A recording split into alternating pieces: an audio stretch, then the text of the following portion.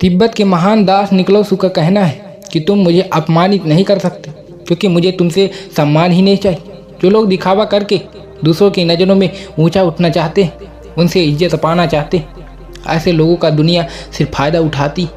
अगर आप दूसरों से सम्मान पाने की इच्छा छोड़ दो तो आपका अहंकार मिटना शुरू हो जाएगा, और जब आपका अहंकार बिल्कुल ख़त्म हो जाएगा तो लोग अपने आप ही आपकी इज्जत करने लगेंगे। लेकिन समाज में रहते हुए लोगों के बीच अपनी इज्जत कैसे बनाएं, इसके लिए कुछ मूलभूत सिद्धांत होते हैं। इस कहानी के माध्यम से हम उन्हीं सिद्धांतों पर चर्चा करेंगे। तो चलिए कहानी शुरू करते हैं। युद्ध में जीत हासिल करने के बाद युवराज की खुशी का ठिकाना नहीं था।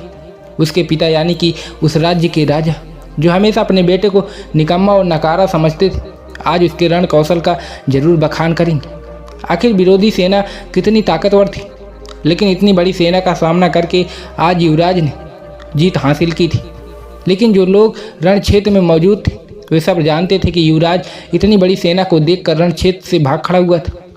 इस जीत का सारा श्रेय उस सेनापति को जाता था जिसने अपने दिमाग और अपनी बहादुरी से विरोधी सेना को हरा दिया था।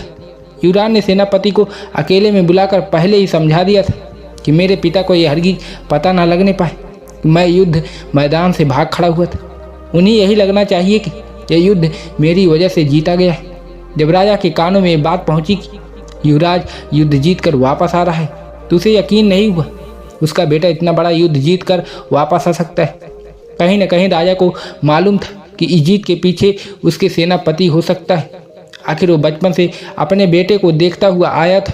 उसे पता था कि उसका बेटा कोई ऐसा काम नहीं कर सकता जिसको करने के बाद लोग ये कहें कि ये राजा का असली बेटा है। उसे अपने बेटे को नकारा और निकम्मा लगता था। लेकिन जब सेनापति ने राजा को बताया कि ये युद्ध वो युवराज की वजह से ही जीते तो राजा को विश्वास तो नहीं हुआ। लेकिन फिर भी उसने अपने बेटे की पीठ थपथपाते हुए कहा कि मुझे आज पहली बार गर्व महसूस हो रहा है कि तुम मेरे बेटे हो। युवराज ये सुनकर बहुत खुश हो गया। अब उसका राजगद्दी पर बैठने का इरादा जल्दी ही पूरा हो जाएगा, क्योंकि उसने युद्ध जीतकर सबको साबित कर दिया था कि वो राजगद्दी पर बैठने का अधिकारी बन चुका है। रात के समय शयन कक्ष में सोते हुए जब युवराज अपने भविष्य के सपने देख रहा था, तब राजा ने सेनापति को अपने पास बुलाया और अपने सेनापति से पूछा कि तुम मुझे सच सच बताना, क्या आज का युद्ध सचमुच में हम युवराज की वजह से जीते या फिर वो झूठ बोल रहा है? मुझे सब सच सुनना है। सेनापति राजा का वफादार था, इसलिए वो चाहकर भी राजा से झूठ नहीं बोल सकता था। उसने सब कुछ सच सच बता दिया कि किस तरह युवराज युद्ध के मैदान को छोड़कर वहाँ से भाग खड़ा हुआ था। राजा को ये सुनकर बहुत दुख हुआ। आज उसका बेटा उसी की नज़रों में इज्जत पाने के लिए उससे झूठ बोल रहा है। राजा ने अपने सेनापति के साथ एक योजना बनाई। उस योजना के तहत वह अपने बेटे को सबक सिखाना चाहते थे। वो युवराज को समझाना चाहते थे कि इज्जत झूठ बोलकर नहीं कमाई जा सकती। इज्जत पाने के लिए दूसरों के दिल में जगह बनानी पड़ती, उसे विश्वास दिलाना पड़ता है, सत्य बोलना पड़ता है, तब कहीं जाकर लोग तुम्हारी इज्जत करना शुरू करते हैं। राजा और सेनापति ने अपनी योजना के तहत अगले दिन सुबह सुबह युवराज को अपने साथ लेकर शिकार पर निकल गए। आज राजा एक सिंह का शिकार करने वाला था जिसने प्रजा को परेशान करके रखा हुआ था। जब युवराज को ये बात पता चली तो वो बहुत डर गया। उसने अपने पिता से बहाने बनाने की कोशिश की, लेकिन उसके पिता ने कहा कि बेटा, मैं बहुत बूढ़ा हो गया हूँ, अब मुझसे शिकार नहीं होता, ये शिकार तुम्हें ही करना होगा। मैं तो बस तुम्हारी सहायता के लिए तुम्हारे साथ चल रहा हूँ। अब युवराज के पास बचने का कोई विकल्प नहीं था, इसलिए वह शिकार पर चलने के लिए तैयार हो गया। जब जंगल में युवराज का सिंह से सामना हुआ तो शुरुआत में वो सिंह को देखकर भाग जाना चाहता था, लेकिन वहाँ पर राजा खड़ा हुआ था। इसीलिए अपने पिता की नज़रों में बहादुर बनने के लिए उसने सिंह को सामना करने का निश्चय लिया और आखिरकार युवराज और सेनापति ने मिलकर उस सिंह का शिकार कर लिया। इससे युवराज का आत्मविश्वास बढ़ने लगा। उसे विश्वास ही नहीं हुआ कि उसने एक सिंह को मार गिराया। जंगल से वापस लौटते वक्त राजा के गुरु की एक कुटिया रास्ते में पड़ती थी। राजा अपने साथ अपने बेटे को लेकर अपने गुरु की कुटिया में पहुंचा। राजा ने अपने गुरु को प्रणाम करते हुए अपने युवराज को उससे परिचय करवाया। इसके बाद राजा ने जानबूझकर अपने बेटे को सबक सिखाने के लिए अपने गुरु से एक सवाल पूछा। उन्होंने कहा कि गुरुवर, मैंने अपने जीवन में बहुत झूठ बोले। अपने मंत्रिमंडल को हमेशा अपने साथ रखने के लिए मैंने बहुत दिखावा भी किया है। बहुत सारे युद्ध जो मैं सेनापति की वजह से जीता था, उसमें भी सारा श्रेय मैंने खुद ही ले ली। मेरे सेनापति को प्रजा के सामने कभी भी वो सम्मान हासिल नहीं हुआ जिसका वो हकदार हुआ करता था। लेकिन अब मुझे पछतावा होता है। लोग मेरे सामने तो मेरी इज्जत करते हैं, लेकिन मेरे पीठ पीछे मुझे कायर बोलते हैं। मुझे बहुत बुरा लगता है। मैं चाहता हूँ कि मैं अपनी गलतियों को सुधार दूँ, लेकिन कोई तरीका नज़र नहीं आता। मैं ऐसा क्या करूँ कि लोग मुझ पर विश्वास करने लगे, मेरी इज्जत करने लगे। राजा के गुरु ने विचार मग्न होकर कहना शुरू किया। उन्होंने कहा कि राजन, एक बात हमेशा ध्यान में रखना। एक राजा का दिया हुआ वचन किसी भी हालत में पूरा होना चाहिए। जो वादा तुमने किसी से कर दिया, किसी को वचन दे दिया, वो किसी भी तरह पूरा करके दिखाओ। अगर तुम अपने दिए हुए वचन को पूरा नहीं कर पाओगे तो लोग यही कहेंगे कि ये राजा तो बड़बोला है या कुछ भी बोल देता है, इसकी बातों के पीछे कोई सच्चाई नहीं होती। और इसी वजह से लोग तुम्हारी इज्जत करना बंद कर देते।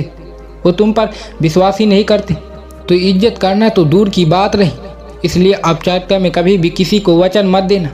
दूसरों के सामने दिखावा करने के लिए कभी भी किसी से वादा मत करना, क्योंकि वादा करना होता तो आसान है, लेकिन उसको निभाना बड़ा ही मुश्किल होता है। गुरु ने आगे कहा कि राजन, ये जुबान बिना हड्डी की होती है, कहीं भी घूम सकती, कुछ भी बोल सकती। इसलिए इसका उपयोग पूरी समझदारी के साथ करना, वरना तो यह तुम्हें मुश्किल में फंसा देगी। दूसरी बात जो समझने की, जो लोगों के बीच तुम्हारी इज्जत को बढ़ा देगी, वह यह है कि कभी भी इज्जत पाने के लिए काम मत कर। जब तक तुम दूसरों से सम्मान पाने के लिए काम करते रहोगे, तब तक तुम अपने खुद के अनुसार कभी भी काम नहीं कर पाओगे। तुम्हारे मन में यही अंतर्द्वंद चलता रहेगा कि लोगों को मेरा काम अच्छा लगेगा या नहीं, और इसी अंतर्द्वंद में फंसकर तुम हमेशा दुखी रहोगे। इसीलिए किसी की अपेक्षा के अभूत होकर उसके अनुसार काम मत करो, अपने अनुसार काम करना सीखो। मस्त मौला होते हैं वो लोग जो सम्मान पाने के लिए नहीं जीते हैं जीने के लिए, खुद के लिए, आनंद के लिए। और याद रखना, अगर तुम सम्मान पाने के लिए काम नहीं करोगे तो कोई तुम्हारा अपमान भी नहीं कर पाएगा। तीसरे उपदेश की चर्चा करते हुए गुरु ने समझाया कि राजन, कितनी भी कठिन परिस्थितियां क्यों ना हो, चाहे तुम्हारी जान ही क्यों ना चली जाए, लेकिन हमेशा सत्य बोलना सीखो। सत्य बोलना ही लोगों में तुम्हारा विश्वास कायम रखता है। सत्य बोलना इतना आसान नहीं होता, क्योंकि सत्य बोलने की वजह से हो सकता है तुम्हें बहुत सारी दिक्कतों का सामना करना पड़े, क्योंकि सच हमेशा कड़वा होता है। बहुत सारे लोग उस कड़वे घूंट को पीकर शांत नहीं बैठेंगे, वो तुम्हें परेशान करेंगे, तुम्हें दुखी करेंगे, और इसी कारण तुम वो बोलना शुरू कर देते हो जो लोग सुनना चाहते हैं, और जो कि झूठ होता है। झूठ किसी भी परिस्थिति में तुम्हें खुद से दूर ही लेकर जाएगा। गुरुवर ने अपना अगला उपदेश बताते हुए कहा कि राजन, तुम एक राजा हो, पूरे प्रजा का भरोसा तुम पर ही है। इसीलिए कोई भी काम करो वह सबकी भलाई के लिए होना चाहिए। सिर्फ अपने फायदे के लिए किया गया काम दूसरों की नज़रों में तुम्हें इज्जत नहीं दिला सकता। इज्जत तुम्हें वही काम दिलाएगा जो तुम सबकी भलाई के लिए करोगे। हम लालचवश ये भूल जाते हैं कि जो काम हम कर रहे हैं उससे दूसरों का कितना नुकसान होगा। अपने फ़ायदे के लिए हम एक अपने दिमाग से निकाल देते हैं कि ये काम सिर्फ हमें फ़ायदा पहुंचाएगा, बाकी सबको नुकसान पहुंचाएगा। और ऐसा काम करने के बाद तुम क्या अपेक्षा करते हो कि लोग तुम्हारी इज्जत करेंगे? तो तुम बहुत बड़ी भूल में फंसे हुए हो। राजन, एक राजा हमेशा न्यायप्रिय होना चाहिए, और राजा ही नहीं अपितु हर इंसान को न्यायप्रिय होना चाहिए।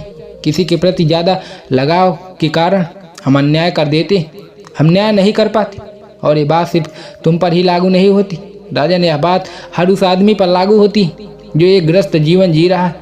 ग्रस्त जीवन में जब भी कोई झगड़ा होता है तो आदमी लगाव के कारण अन्याय कर देता है, न्याय करने की क्षमता अपनी खत्म कर लेता है, और इसीलिए घर परिवार में उसकी इज्जत कम होने लगती।